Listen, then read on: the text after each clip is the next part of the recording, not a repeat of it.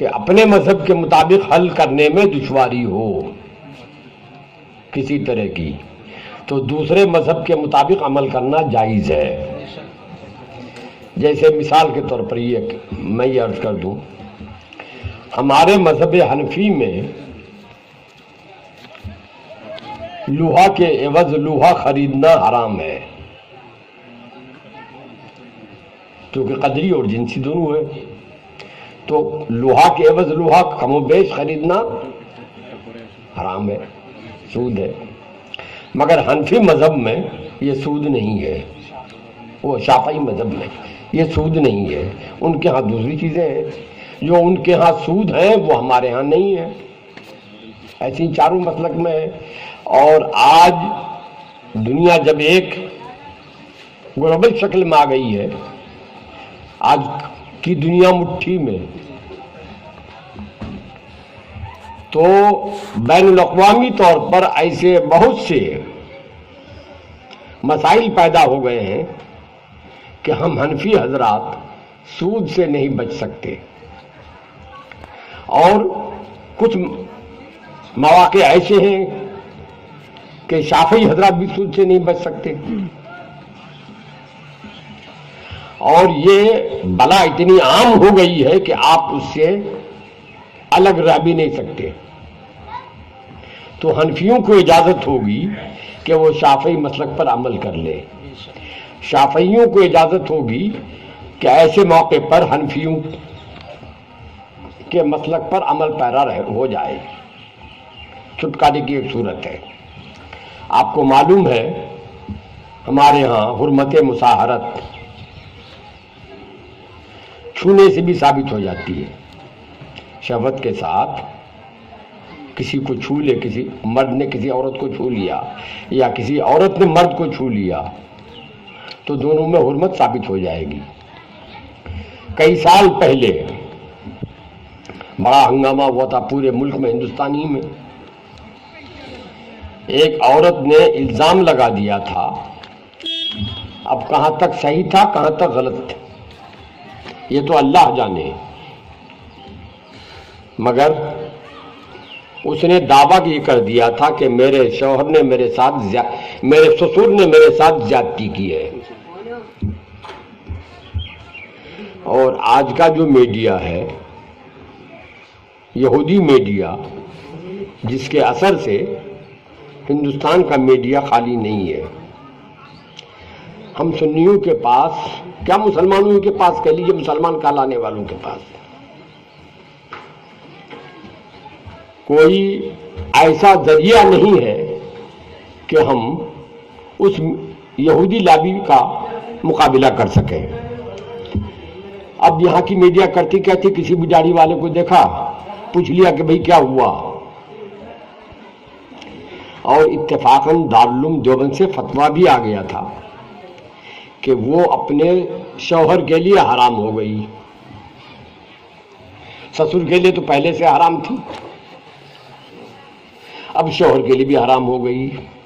اس کو میڈیا نے خوب اچھالا، اسلام کا مذاق اڑایا کہ بتائیے اب وہ کہاں جائے، پوری جوانی کیسے گزارے. سسر کے لیے تو پہلے ہی حرام تھی، اب شوہر کے لیے بھی حرام ہو گئی. اس کا تو کوئی قصور نہیں، قصور تو اس کے سسر کا، اور سزا اس کو کیوں دی جائے.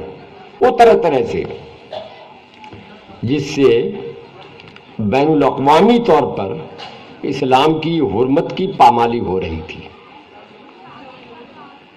تو میں نے اسی موقع پر ایک کانفرنس ہوئی تھی شیخ صاحب کے ہاں کیرلا میں، جس میں عرب کے علماء بھی آئے تھے.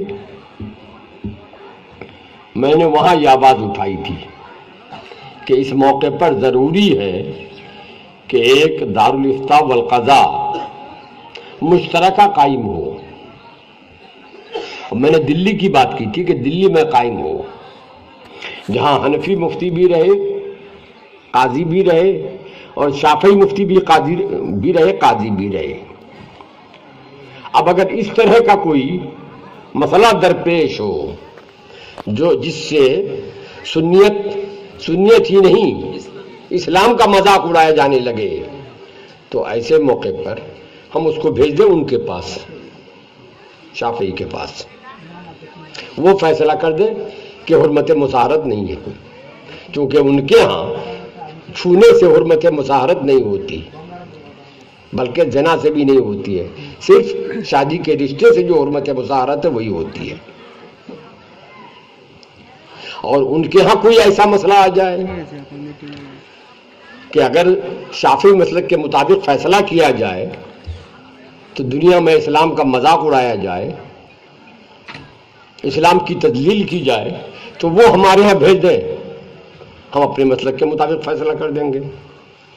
اور قاضی اگر فیصلہ کر دے حنفی مسلک کے خلاف تو قاضی کے فیصلے سے شافعی مسلک کے خلاف کی حمایت میں فیصلہ کر دیا قاضی نے تو وہ مؤکد ہو جاتا ہے، اور اگر حنفی قاضی فیصلہ کر دے اپنے مسلک کے مطابق ان کے ہاں اگرچہ ناجائز ہے تو بھی وہ مؤکد ہو جاتا ہے، جائز ہو جاتا ہے۔ یہ صورت نکالی جائے، یہ میں نے اس وقت مشورہ دیا تھا۔ الحمدللہ شیخ صاحب سوچتے رہے، دلی میں تو قائم نہیں ہو سکا ابھی تک، مگر سن رہے ہیں انہی لوگوں کی زبانی کہ شیخ صاحب نے بنگال سے اس کام کے آغاز کرنے کا ارادہ بنایا ہے۔ ہمارے ہاں مفقود الخبر، جو شوہر غائب ہو گیا، کوئی پتہ نہیں چل رہا کہاں چلا گیا، ہزار تلاش و جستجو کے بعد بھی پتہ نہیں چل رہا ہے، تو جب تک اس کی عمر 70 سال نہ ہو جائے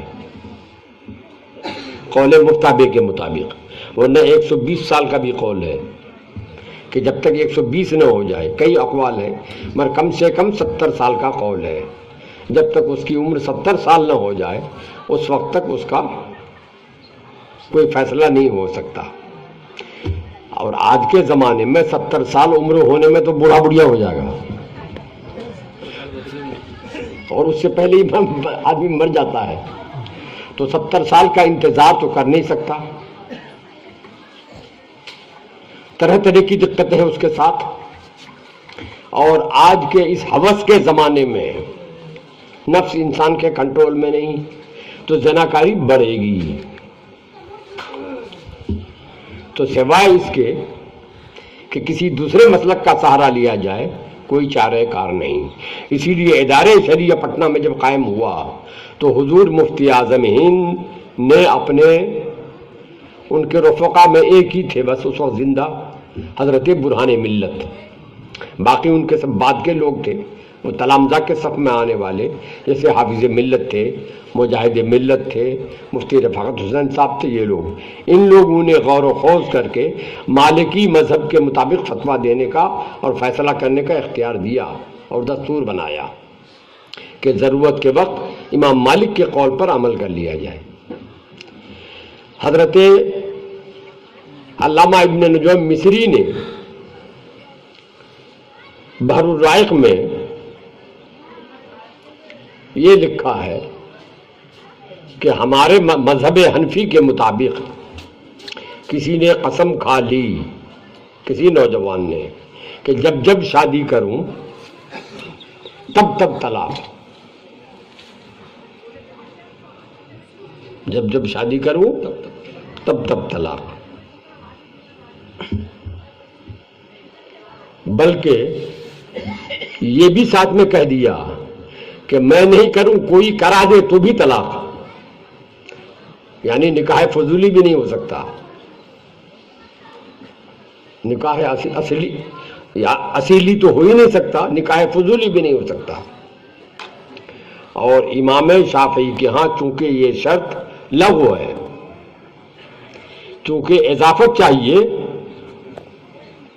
اور اضافت کے ساتھ جس وقت وہ بول رہا ہے ملک چاہیے، ہمارے ہاں ملک ضروری نہیں ہے، ملک کی طرف اسناد کافی ہے، تو اس نے کہا کہ جب جب شادی کر لوں تو ملک کی طرف اضافت ہو گئی، نسبت ہو گئی۔ ان کے ہاں ملک چاہیے بولتے وقت، اور ابھی شادی نہیں کی تو طلاق کس کو ہو رہی، اس لیے ان کے ہاں طلاق واقع نہیں ہو گئی۔ اب علامہ ابن نجیم فرماتے ہیں، آج سے کئی سو سال پہلے اپنے زمانے کے اعتبار سے کہا انہوں نے، آج تو بدد اولا ہے یہ۔ اور علامہ ابن نجیم مصری نے لکھا ہے رسم المفتی میں کہ اس زمانے کا آدمی زندگی بھر کنوارا نہیں رہ سکتا، یا عورت زندگی بھر کنواری نہیں رہ سکتی، زمانہ فتنے کا ہے۔ اگر اس کی شادی کی کوئی سبیل نہ ہو تو زناکاری بڑھے گی، عام ہو جائے گی۔ تو اس زنا سے بچنے کے لیے طریقہ یہ ہے کہ امام شافعی کے مسلک کے مطابق فتویٰ دیا جائے، اس پر عمل کر لیا جائے۔ تو چاروں مسلک برحق ہے الحمدللہ۔ اسی لیے اللہ کے رسول نے فرمایا تھا، اختلاف امتی رحمہ، میری امت کا اختلاف باعث رحمت ہے۔